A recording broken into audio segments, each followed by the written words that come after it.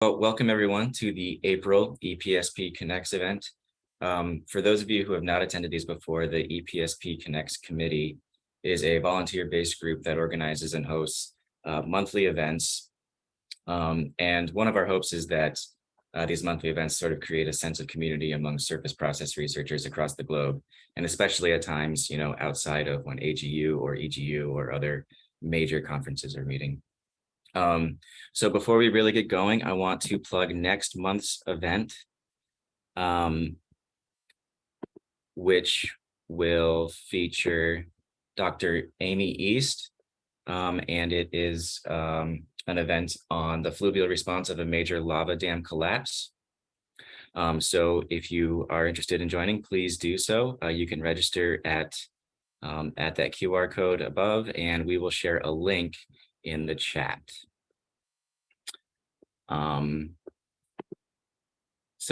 But for today's event, we have two presentations on the history, ecology, and hydrogeomorphic impacts of wildfire.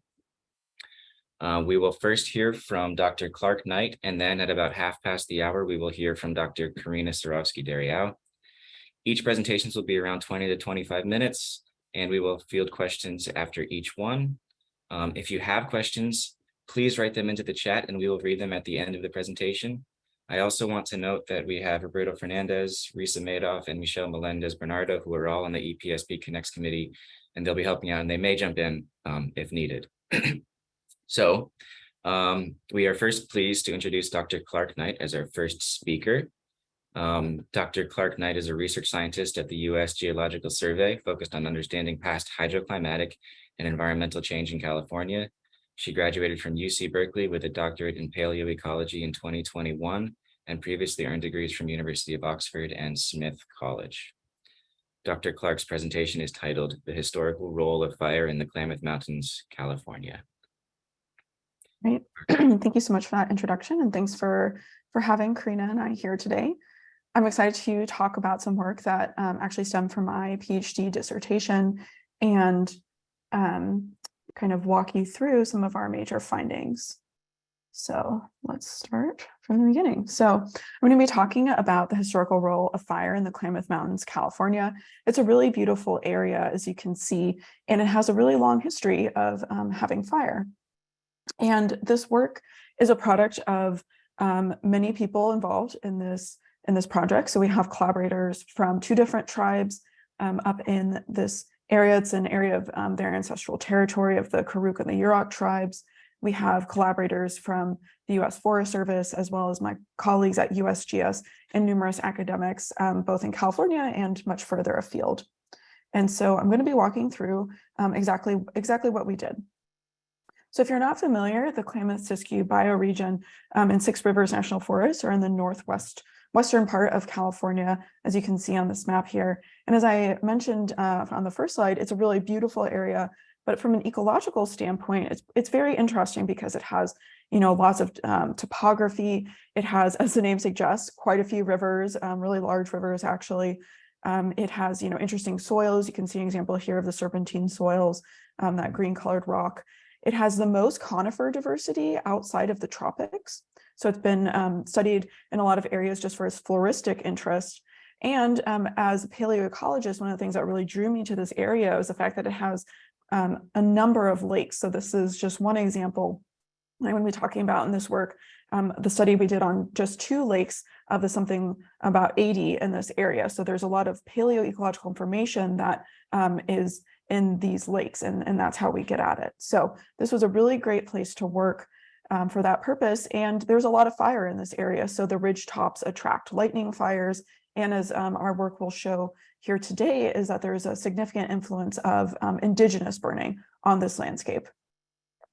So just as kind of a broad overview about California and wildfire, if you're not familiar, is typically we see kind of two different fire regimes across California. So in the northern part, shown in blue here, is we see more of these high frequency, lower severity fires. And that's pretty much contrasted with the south, where we see a different regime of lower frequency but higher severity. So Crown Fire, for example, in Chaparral. And this is really important because historically speaking, this is what we were getting into. But this has changed in the past 150 years or so with a policy of fire suppression. And, this has led to a situation in California where we have, these vast resources in our forest, something like 33 million acres. And we care about them a lot, not only from recreation, but from the standpoint of carbon storage. And that's being threatened by wildfire. So the state of California is banking on the fact that we have carbon in our forests for the long term as part of our climate change and mitigation strategy, among many other tools and many other areas that we're trying to store carbon. It's just one piece, but it's a really important piece. And wildfires are threatening the integrity of our forests. We're seeing conversion of our forests to shrublands. We're seeing huge areas of high severity fire, which means, high mortality in these areas. And that's really not good for our climate change prospects. And so a lot of the conservation and policy efforts in this area have been thinking about carbon storage as one piece of this. And that's really where our interest came in for this project, was thinking about what is the long-term carbon storage or biomass of our forest, and how is that interacted in the long term with wildfire, and how have those two changed, particularly in the past couple hundred years. And so, the wildfires in this area, we had a lot of what are quote unquote mega wildfires, so greater than 10,000 hectares in California, particularly in 2021. Last year was a relatively quiet year, actually.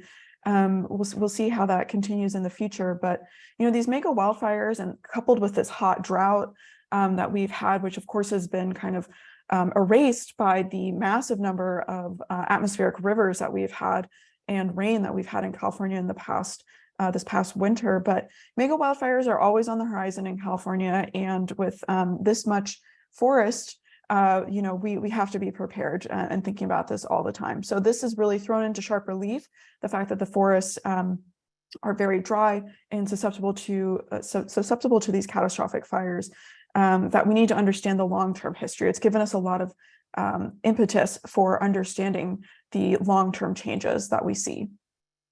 And so just to give you kind of an overview of why we've seen so many wildfires, in part it's due to climate warming, but it also is due to a policy in California where we had very active fire suppression. And fire suppression, by that I mean, folks going out and just trying to stop fires as soon as they started. And really creating a lot of the Forest Service and a lot of the infrastructure that we see in our forests today, like the roads, and the watchtowers, was really, built up to try to mitigate and put out fires as soon as they started. But before all of that, we saw pre-suppression forests in California probably looked pretty different than what we see today. And in fact, they probably had a more open and park-like condition where you see large old trees. And, if you were standing in the middle of that forest, you could probably see several hundred meters around you. Very different experience than if you go hiking today in much of California forests. And so when a fire did come through, it was a much lower severity. So it would take out a lot of the smaller trees, a lot of the fuels on the ground, but it wouldn't get up to these older trees that we see. They're still standing. They will probably survive, and it kind of clears out the forest. But with fire suppression, as we get a situation like we see today, where the forests are very enriched in biomass, they're very overstocked. And so when a fire does come through, it has the continuity in those fuels to become ladder fires and crown fires, ladder fuels to become crown fires. And so you see a lot higher mortality just because the fire can climb up those trees and, really take out a lot of what trees that would have normally survived in previous scenarios. So, this led us to our project. So understanding, with these high density forests, these are actually some images I took in Klamath, when a catastrophic fire comes through and you get these really high mortality events, what has been happening over the long term? This is what we see now. But if we wind back the clock, how can we really understand this? And so we had to take a paleoecological perspective to really do this. And by that, I mean, we had to look hundreds and even thousands of years into the past and try to couple this history of carbon storage with wildfire. And so the way we did this is we actually started collaborating with members of 2 tribes in this area. So this map here on the left shows the ancestral territories of both the Karuk and the Yurok. And what we did is we identified 2 lakes that were in their ancestral territories, Lake Agaramtok, which was a sacred lake site for the Karuk, as well as Fish Lake, which is an area actually of joint use between the Yurok and the Karuk tribes. And we knew that these areas were used by both members of these tribes. There was significant amount of crop cultivation around there. There was burning to clear trails and to drive game and reduce pests. And, we thought that these would be 2 really good lake sites for understanding both the human history and impact on the forest, as well as get at our questions about carbon storage. And to undertake this project, what we did is we went through a tribal policy called practicing Pikyav, which means to fix it. And this practice was very much enriching of our science because we were able to present our research ideas to the tribal council. It was decided that they would, wanted to collaborate with us. And so we embarked with the framework to have intellectual property from the tribe protected, and to collaborate and really try to weave together these 2 epistemologies where we have, our empirical paleoecology side, as well as the oral history and the tribal ecological knowledge about this landscape that they wanted to share with us, and weave those 2 together to get a more holistic and improved understanding of this landscape. So that was a really important part of this research. And, my view is that if you're going to undertake any kind of paleoecology, is that you really should talk to and try to learn from the people who have lived in that area for a long time. And, there's a lot of interesting research here about this. I put some important papers down on the bottom here. And this was really key for us because we wanted to understand the role that humans have been playing as they influence these past ecosystems. For example, one of our questions was, what was the relationship between human ignitions and those natural processes on the landscape with lightning fire, for example. And, this is important because these interpretations matter. And so really bringing in members of these tribes to co-author and collaborate on this paper allowed us to better understand our paleoecological data. So I'd be happy to talk more about that, but I just wanted to mention before we go forward. So as I mentioned, we're weaving together Indigenous traditional ecological knowledge and our empirical results. And I'm going to kind of dive into each of these areas, but I wanted to touch on the fact that, we were combining information from oral histories. We have our paleo data as well about fire proxies. So we use both tree scars as well as charcoal to understand past fire events. And then lastly, we reconstructed the vegetation around this area, around these lake sites through pollen. And so I'm going to first step into pollen, since I don't want to assume that everyone knows what pollen is. But pollen is produced by trees, and it helps with their, and it's a crucial part of their reproduction.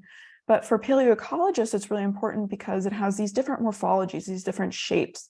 And that allows you to tie specific pollen grains to specific vegetation types. So usually to the general level, but sometimes to the species level. And that's what's really allowing us to reconstruct what the vegetation was around these lakes.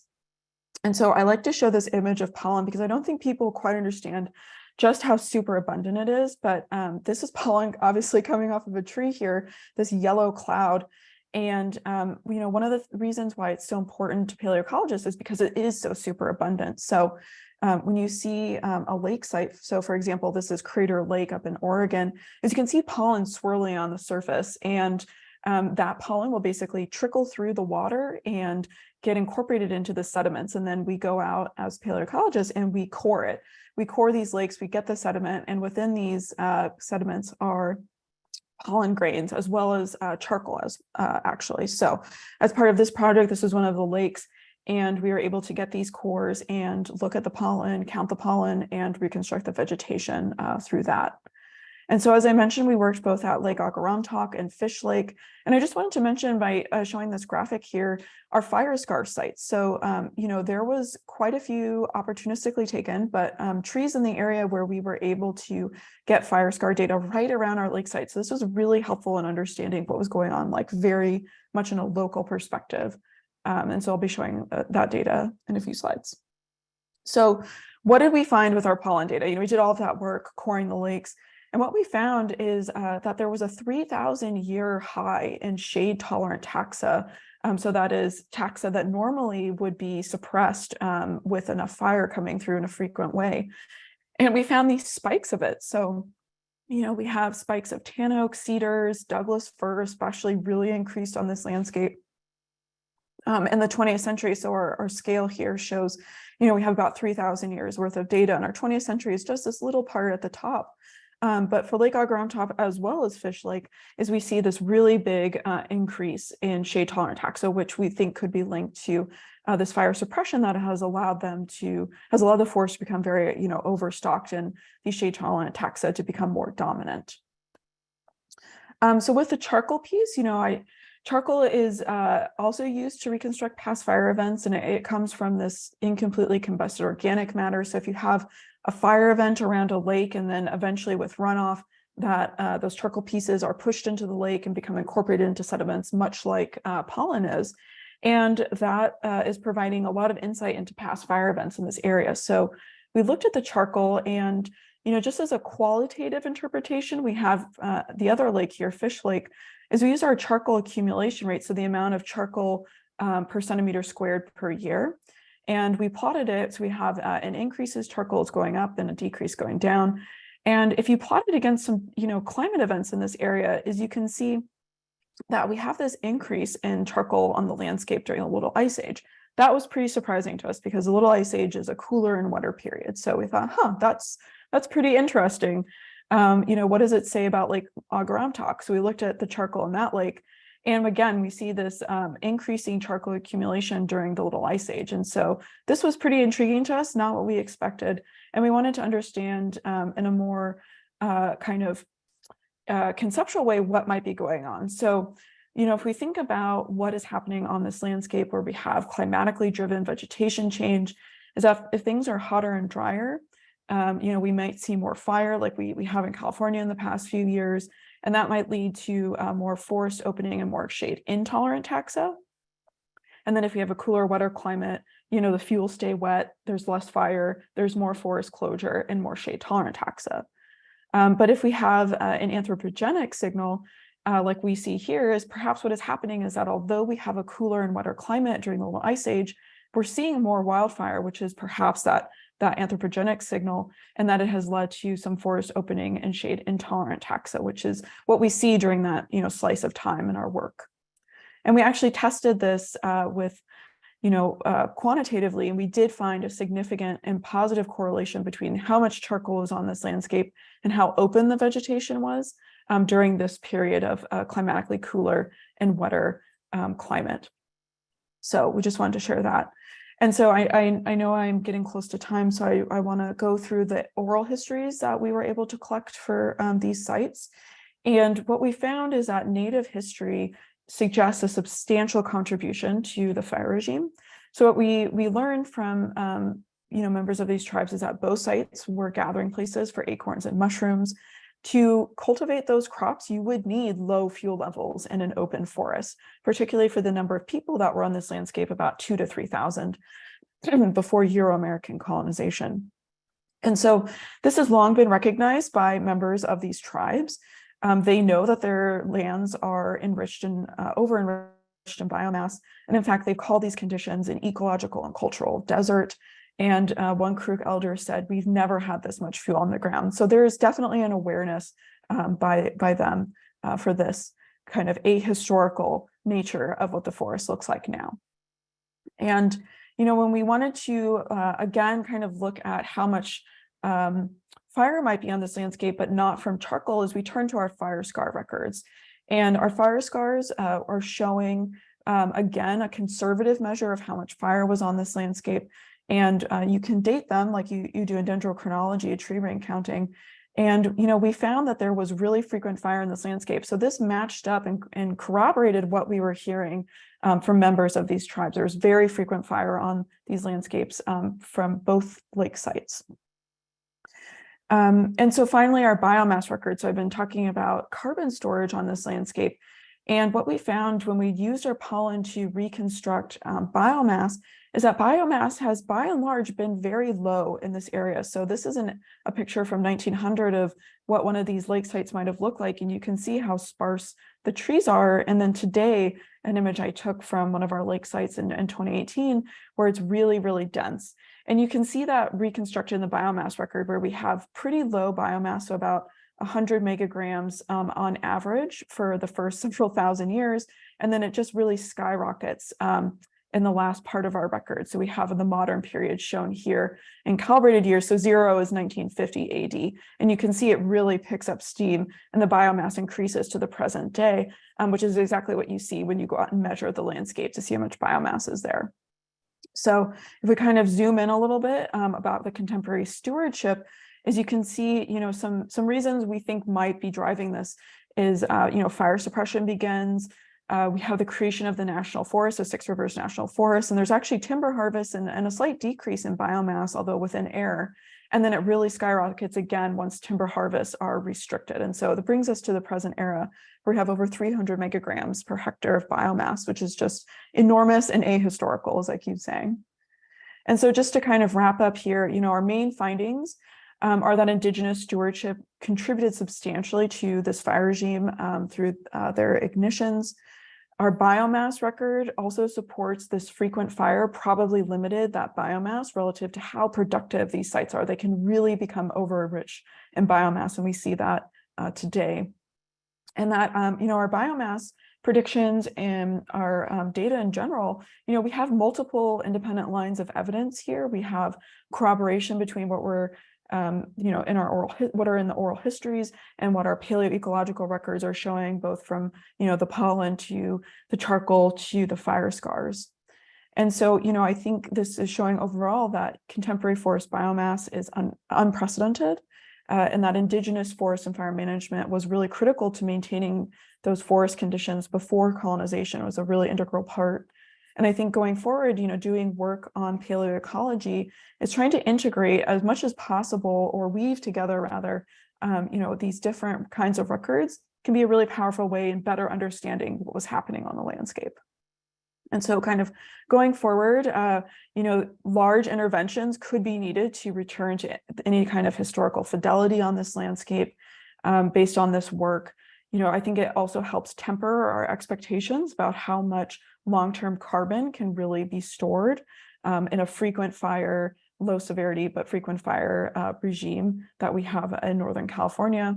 And I think it also highlights the need to continue engagement with folks who have been on the landscape for millennia. So if you'd like to read more, this was published in PNAS. It's open access, and this is the title here. So with that, I'll stop, but I thank you so much for your time, and I look forward to your questions.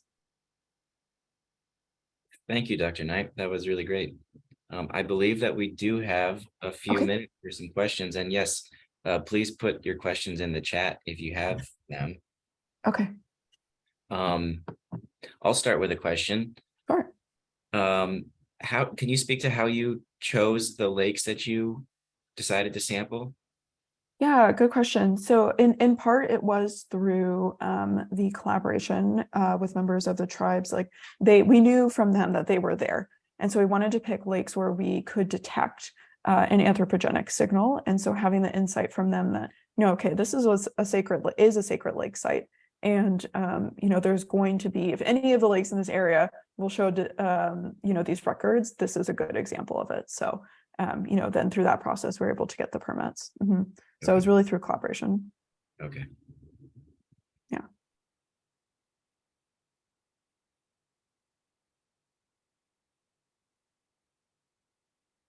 Okay, I think I see a question. Yeah, we have a question from Paul Alessio. The question is, how pervasive is fire suppression across California and Washington? And would prescribed burns help? Yeah. So I can speak to California. California has had very widespread, very successful fire suppression since, definitely since the early 1900s. In this area, it took a bit longer to get fire suppression because it was so remote compared to other parts of California. So the Sierra Nevada has had very effective fire suppression for quite a bit longer. So I would say most of California is under this legacy of fire suppression, and it is in general very overstocked. Would prescribed burns help? Yes, that is the big question. So prescribed burns have been shown through studies called the fire and firefighter surrogate studies. They tested different landscapes where they had, a control where there was no burning, no thinning.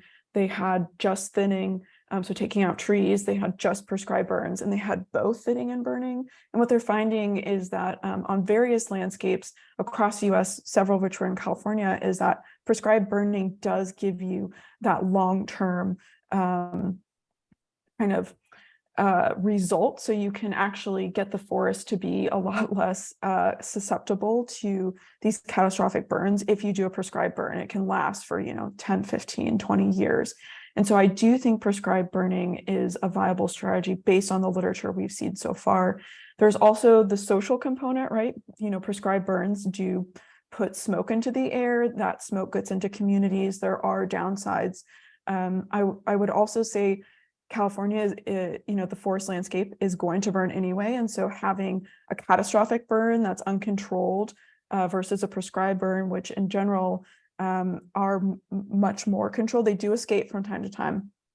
But that is definitely a preferable, I think, solution to getting our biomass levels a bit closer to what they were at the historic times. So yes, I do think prescribed burns have enough evidence at this point to be something that managers should be using, and more people across California are learning to become burn bosses, to write their fire plans, and to do this in their own property, which I think is a really cool development.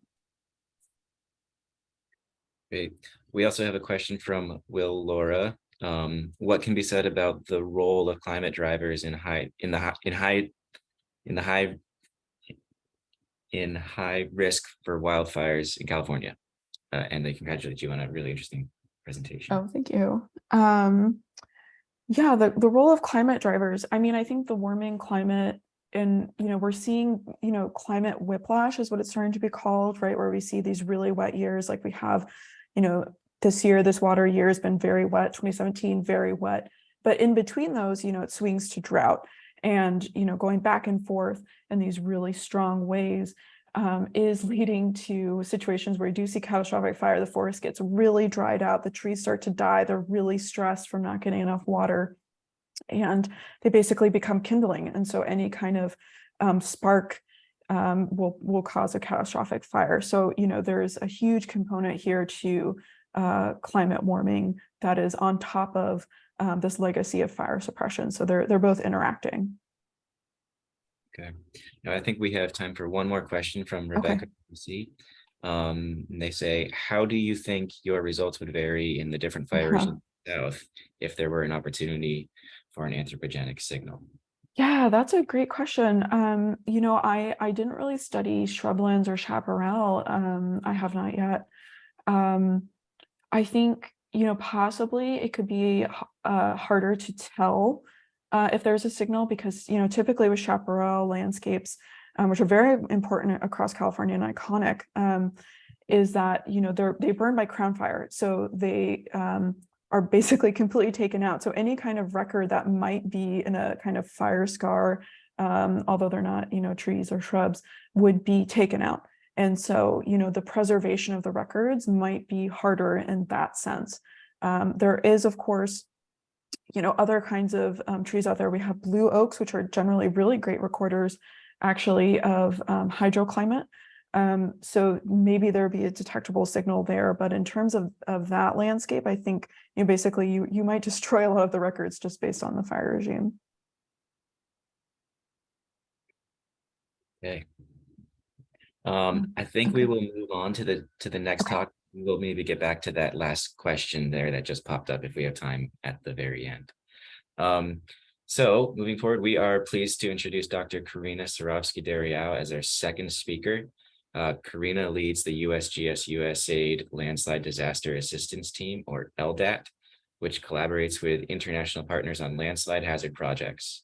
She was formerly a USGS research geologist working on various topics in hill slope geomorphology.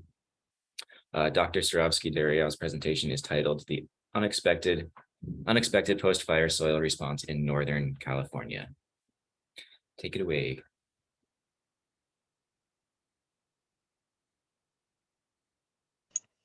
Yep, still muted. Okay, let's try this again.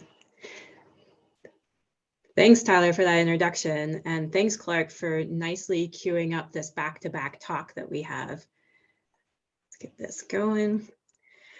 So I'm going to continue to talk about fires in Northern California, but from the soil and hydrological response side. So a lot of places I'm talking about are going to be just a little bit south of where Clarke was presenting.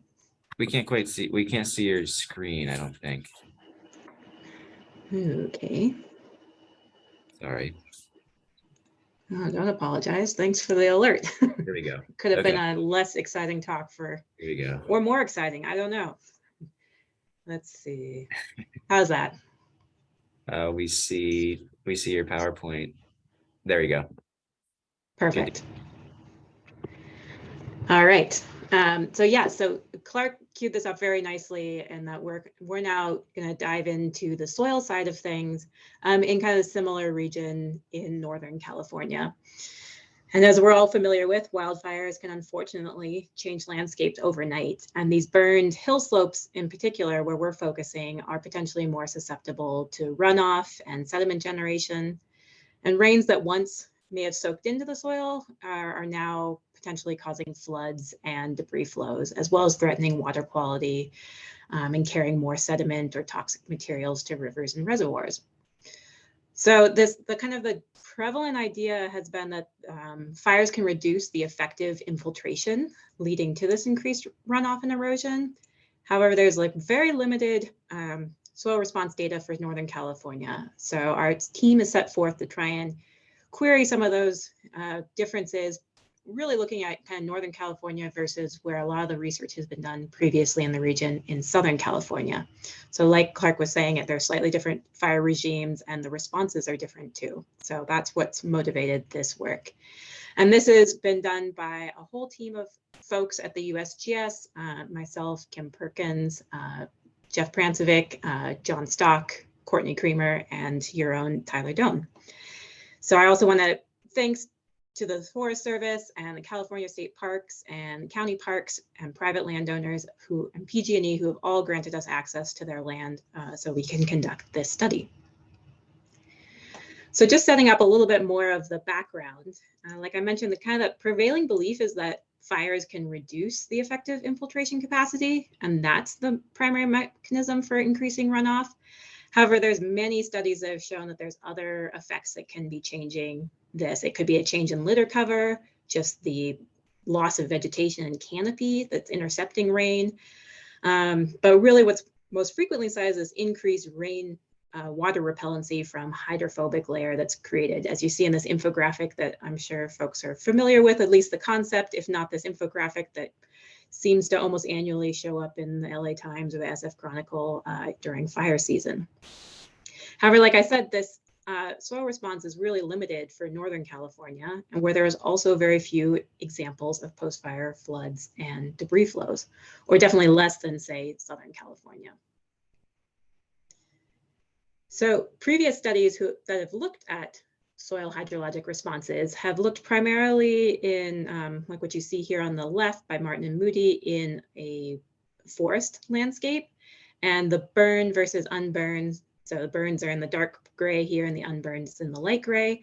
You see that decrease in that infiltration capacity after burning.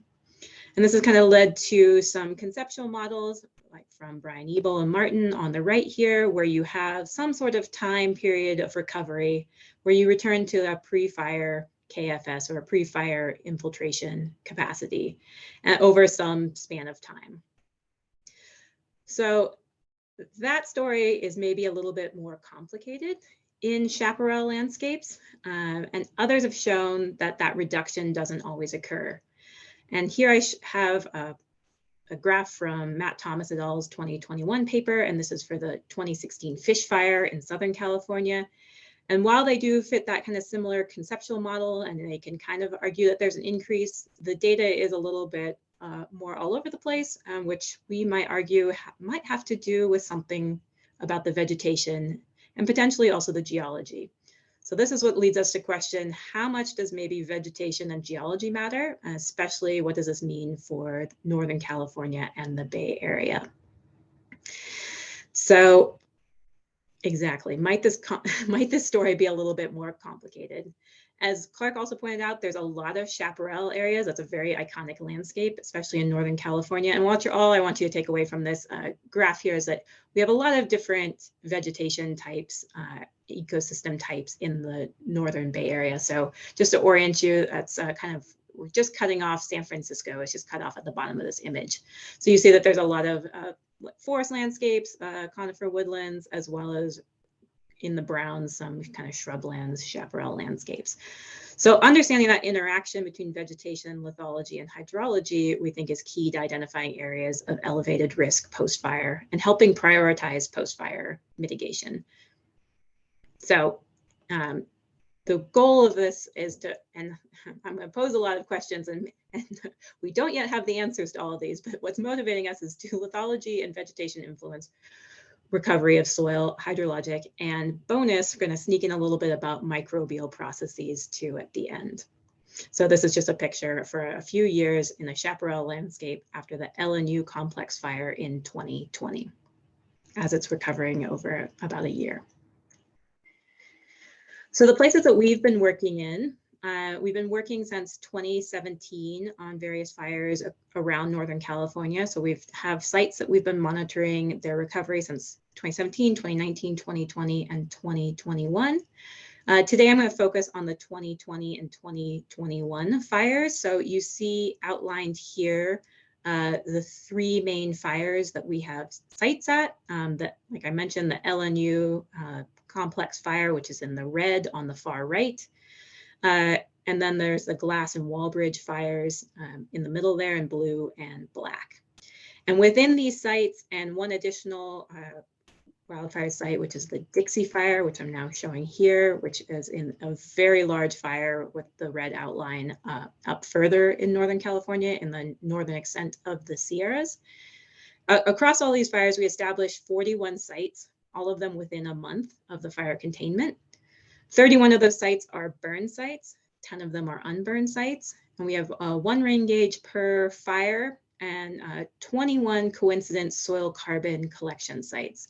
So at each of these sites, we have a range of infiltration tests we're conducting over time, as well as soil sampling that we're doing. We revisit these every few months. And these sites are also trying to capture a range of lithology, which is what you see in the background here, as well as vegetation types, though we really were targeting chaparral mostly.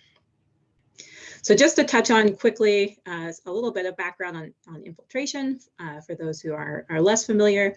We're really thinking about how does rainwater move through that soil. So we're thinking about it in both the matrix flow as well as the macro pore flow side of things. So the matrix flow is all that water flow through the pore space. It goes very slow, goes on all the time, and it affects most soil water processes. And this is where likely runoff is being generated, so exceeding that ability for the soils to suck in the water or absorb the water. Macro pore flow, those are your big cracks, your wormholes, your roots. Those are called preferred pathways, and that's fast, potentially high volume amounts of water can be accommodated there. And this usually happens for the first few hours, and it's critical to recharge ecohydrology. And it's typically, you could think of it where runoff is consumed.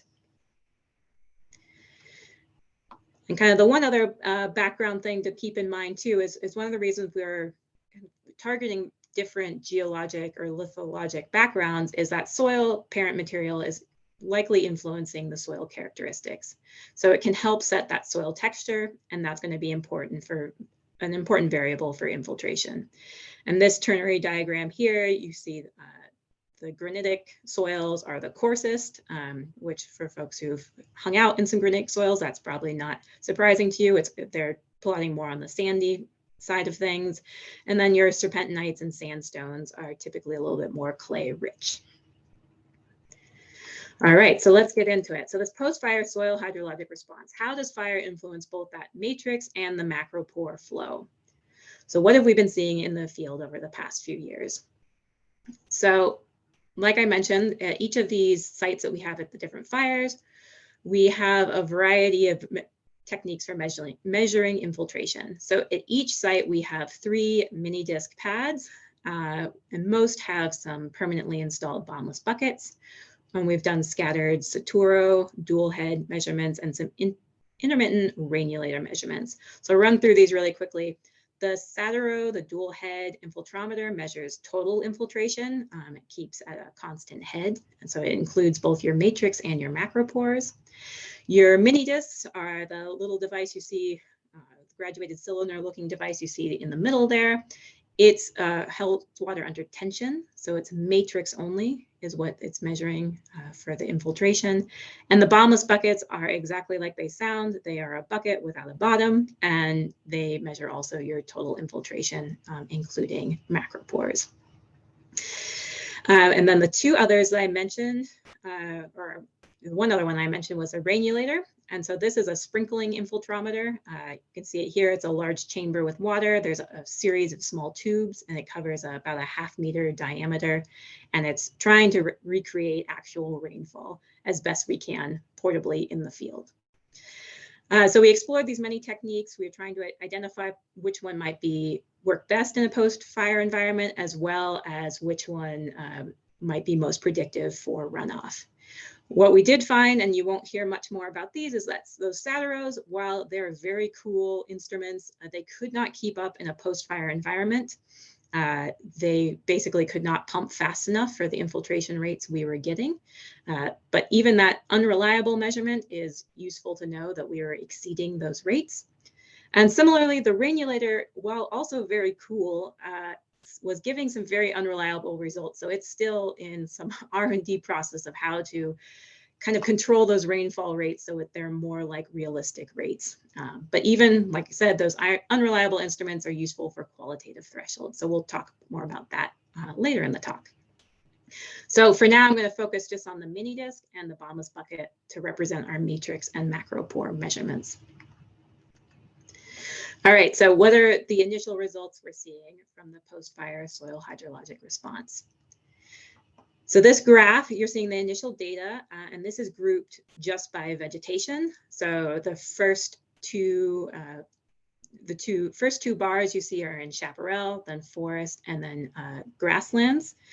The red here is your burned, and the gray is your unburned. And so the takeaway here are these are showing the first and second visits to each site, where again, the first measurement was typically within a month post-fire in the fall. And then the second is after the initial rains in the winter. And the takeaway from these is that even though the data is noisy, it kind of seems to be a consistent story, at least in the chaparral, in that the burned conductivity seems to be actually higher than the unburned. So that's unlike previous studies I've shown in the forest, which you see you could kind of argue is behaving in the reverse way, which is what other studies have shown, that burning it actually reduces the infiltration capacity. Kind of the unique thing that we seem to be finding in Northern California is for chaparral landscapes in particular, that opposite is true. You actually burn and you seem to have a higher hydrologic conductivity captured there. And grasslands, not surprisingly, don't seem to feel the effects of fire very much. So in this next slide here, taken only chaparral sites, so only the sites that are in a chaparral vegetation, and then broken it out by our 4 major rock types. So your graphs you see up here are serpentinite, parent materials, sedimentary, granitic, and then volcanic. And again, the orange is burned and the gray is the unburned. And while this data is very noisy, you can kind of start seeing a trend of a semi-robust trend that the burn sites are consistently a higher infiltration rate, a higher hydraulic conductivity than their unburned paired sites. And again, we tried to have some unburned and burned pairs to do this comparison specifically. So kind of in summary of this, this first part of the matrix infiltration rates, in chaparral, that fire seems to increase that infiltration rate 4 to 6 times in the initial months post-fire. In forest, that fire seems to have either little impact or to reduce those infiltration rates, maybe about 2 times. And in grasslands, the fires seem to have very, very little effect on infiltration rates. And so is it vegetation or rock type causing this difference in response? And so starting to, again, keep on thinking about, can you use this to identify areas that would be maybe at higher risk of runoff post-fire? So again, this is just like another way to look at this information. And these, in this case, again, you have your hydrologic conductivity on your y-axis, your time since the fires on your x-axis. And these are just chaparral data points. And now this is a time series for some sites at the 2020 LNU fires. And I tried to highlight the similar dashing are paired sites, a paired burned and unburned site. So tried to highlight that here. And as you can see that they're kind of consistently through time, the burn sites are at a higher rate, but that matrix infiltration seems to recover pretty quickly. So in about a year after the fire, those 2 rates are seeming to condense to about the same amount. So, and typically those rates are about 10 to 30 millimeters an hour. So there's possibly fast recovery in this area too. So that was all the matrix infiltration rates. Looking really briefly at the macropore. So again, using those bottomless buckets where we pour water in and time how much a set amount of water is going into the ground. The main takeaway when you're looking at these bar graphs is the minimum rates are 100 times faster than the matrix, which is no surprise to anyone. You go and pour water into a crack versus into some clay soils, it's going to go faster into the crack. And so we've shown that here. Again, the hydrologic conductivity is on your y-axis. Your time periods are on your x-axis here. And this is separated by 2 different rock types, your sandstones and your serpentinites. So the sandstones on the left are this kind of nice decreasing trend through time. So that's faster right after the fire and then slows with time since the fire. For their serpentinites, the takeaway is that actually fluctuates through time. And so that's likely a seasonal signal with the clay-rich serpentinite soils of that shrinking and swelling through the winter and the summer months. So you can see that the lowest rate is in the winter time in Northern California. So when those clays made those cracks swell shut, most likely. So if these most recent measurements are close to the recovered rate, fires likely increase those infiltrations by rates by about 10 times. And so, but to kind of understand like where that seasonal signal really matters, a longer monitoring record is needed. And so we're hoping to get at least 3 years worth of data for all of these fires. And I just want to, I've been focusing on the 2020 and 2021 fires. This is just jumping back to some previous data that we had from a 2019 fire in the Kincaid fire, which is, don't show the fire perimeter here, but that box outlines where these 3 sites are. I'm showing on the graph on the right, and those are right in the middle of all those other 2020 and all the other 2020 fires.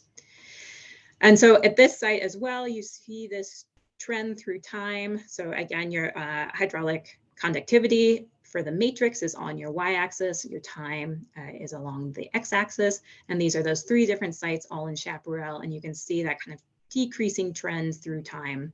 And it seems to be trending towards maybe a 2-year recovery as well. And there's some previous work done by John Perkins from our group for some other fires where we didn't break it out as much by vegetation and lithology, but he was looking at the recovery trend through time and shows about a 2 to 3 year recovery back to background rates in Northern California. So this all seems to be checking out between the different sites. So now kind of thinking from like a risk and recovery perspective, can these measurements be used to predict runoff? So how do these compare to rainfall and runoff observations?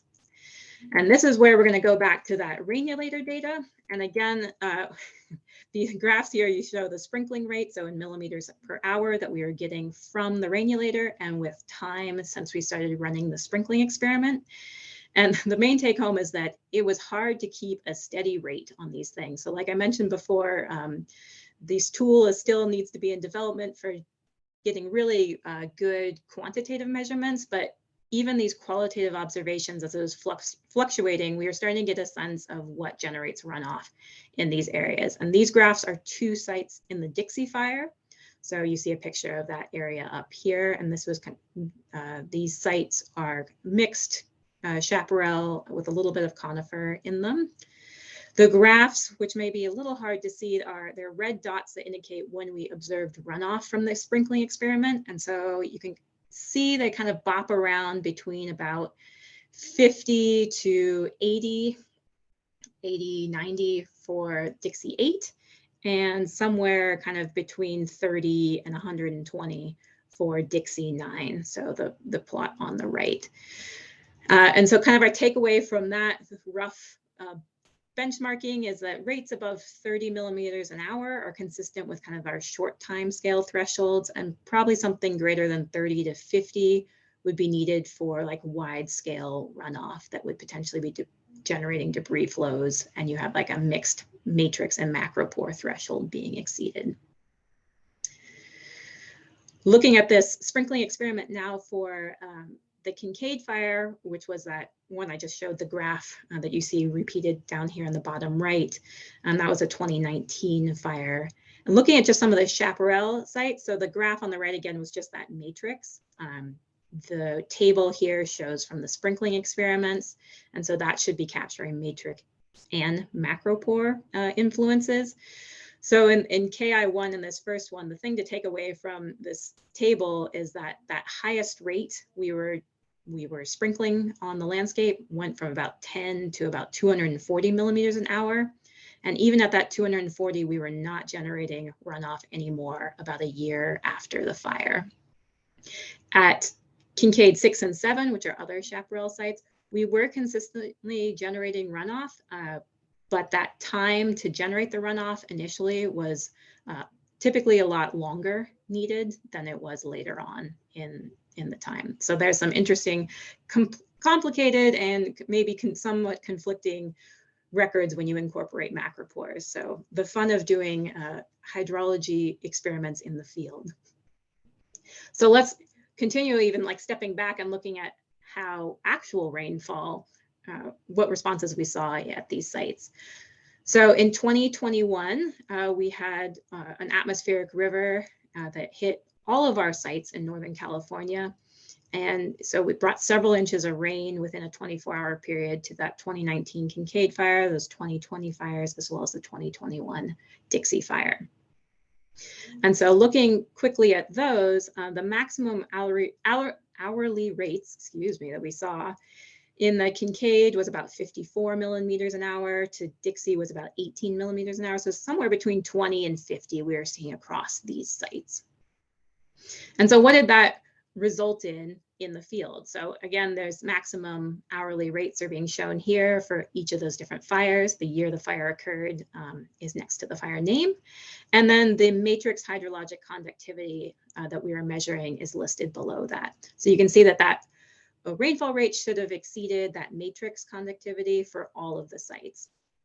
And so what we saw out in the field were, for these recent fires, the 2020 to 2021 ones, rills formed at all of these sites. And so 2 months to kind of a year after the fire, they were still feeling the effects of a heavy and intense rainfall.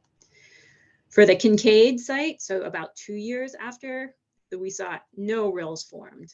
And so despite that large excess rainfall, it was the highest rainfall rate we recorded, the vegetated hill slopes do not erode like the other sites. So it's either has the soil recovered, or is it really that you have enough vegetation recovery that it's primarily protecting the soil by reducing that exposed soil to rainfall. One other example I'd like to just highlight really quick is that there was a smaller storm, although locally much more intense, in the spring of 2022 that caused a large debris flow up in the Dixie Fire, so in that northern Sierras sites. And The rainfall rates there were kind of on the order of 20 to 40 millimeters an hour for the nearest rain gauges on the 15-minute interval. And the outstanding question is, does this happen because this was a very intense, very localized rainfall, or was this, since this was a springtime storm, was there a wet springtime soil more susceptible to large debris flows? And this is something I want to call out Matt Thomas and others at California Geologic Survey and USGS, who focus a lot on post-fire debris flows, actually have a paper in review analyzing this event in more detail. With just a couple minutes left, I'd like to really touch on microbial response really quickly. And I want to highlight this research because it's really interesting stuff that's being done in parallel to these hydrologic recovery sites that we're doing. And this is work led by Courtney Creamer, who's at the USGS in Menlo Park. And I am not a biogeochemist, so I'm going to go through this quite quickly, but I encourage you to look up some of the work that's coming out from Courtney. And so, like I said, this is being done in parallel because there's an idea that wildfires have impacts on soil carbon. They change the minerals, they change the soluble carbon, the microbial communities change. And then where it ties into what I've just been talking about is that changed hydrology likely has an impact on how these microbial communities recover. So microbial growth, infiltration, and soil strength are all linked. Microbial growth creates soil structure and helps create porosity, and that can control water flow, and that lower infiltration and greater soil strength with increased microbial growth can also impact some of the recovery that we're seeing. So it's an interesting tie between these two and trying to understand what's the dominant process that's controlling some of the recovery in Northern California. So one of the things that has been shown, and this is work from Courtney Creamer that's in PrEP, is that if you add microbes, these nutrients acquiring microorganisms improve plant germination and growth. Both in the top plot, you see shoot length, so that's above ground growth, as well as root length in the bottom plot, which is below ground biomass. And so with added microbes on the end, you see that both root length and shoot length is much longer. So what the implications are from wildfire is you see here, these are similar plots to the hydrology ones broken out by dominant parent material, but in this case, it's microbial biomass that's being plotted in the burned orange and unburned gray. And here you see through time that those microbes just aren't coming back. So there's a little bit of a spike in some of the pronounced wet seasons.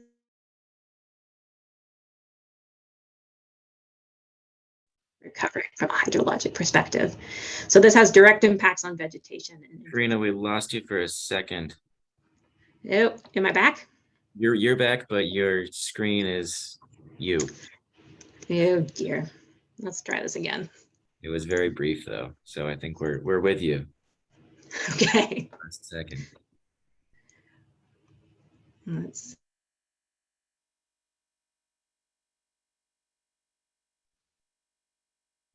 All right. Well, I think that's the indication that it's time to wrap up. Can you see the screen again? Yes. Okay. So just in conclusion, that it seems like from our initial findings that wildfires seem to increase infiltration in Northern California chaparral.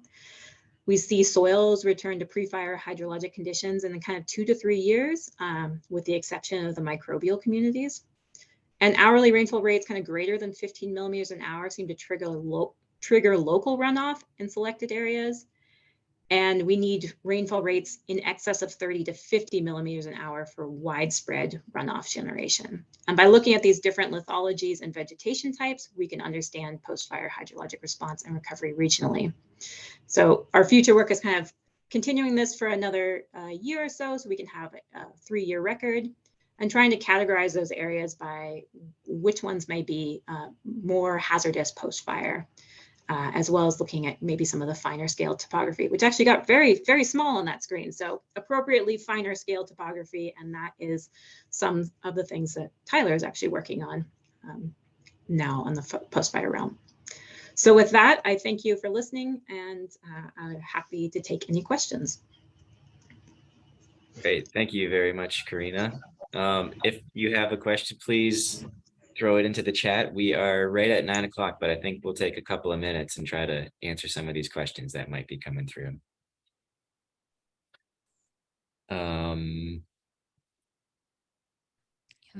There is a question. Risa, yeah. Okay. Some question from Paul Alessio. Do you think the rooting depth and root pattern has a larger effect on soil stability than the microbial community? Any thoughts about that? The rooting depth and root pattern compared to microbial communities? Oh, that's an interesting comparison question. I don't have a good answer for specifically thinking about the depth and the pattern, and that would be a really good thing to ask Courtney about. But I would say from like the hydrological perspective, definitely when you have deep and dense roots, you also have more pathways to get water into the soil. And so that they are huge in the macro pore realm of things. So that's really going to increase the amount of water that can go into the subsurface, and you'd have less runoff being generated on the surface. So from a hydrological perspective, that's what my answer is. Comparing that to the microbial community, well, that's a good question, but I don't have a good answer for you, Paul.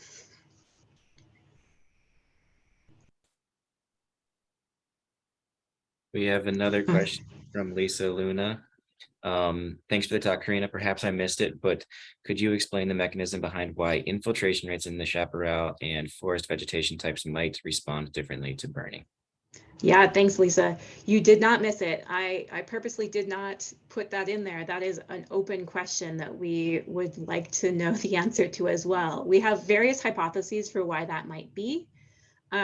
One of them is kind of to something Clarke had mentioned, that just the burn severity in chaparral landscapes is much higher typically in this region. Like those vegetation are just completely burned, like you saw, the picture's not up anymore. Those are completely burned and are probably burning a much higher temperature right at the soil. So there's a potential that you are changing some of the soil structure. You're potentially really drying out those soils and potentially opening up larger cracks, so increasing your macropore density, as well as you may actually be destroying some of those hydrophobic compounds by such a high heat.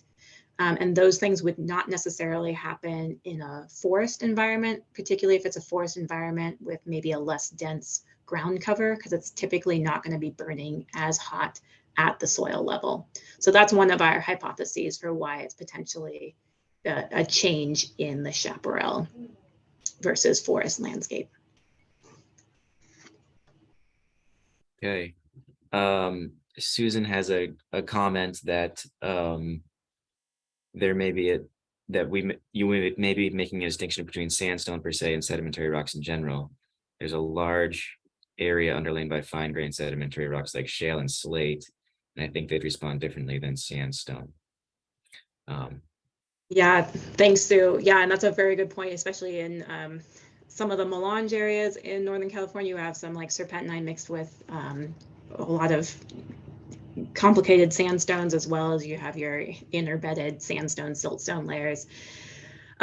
Yes, and we've tried to simplify and group like with like as much as possible in order to try and draw some of these conclusions, knowing full well that there is some assumptions we have to make when drawing these big boxes around these.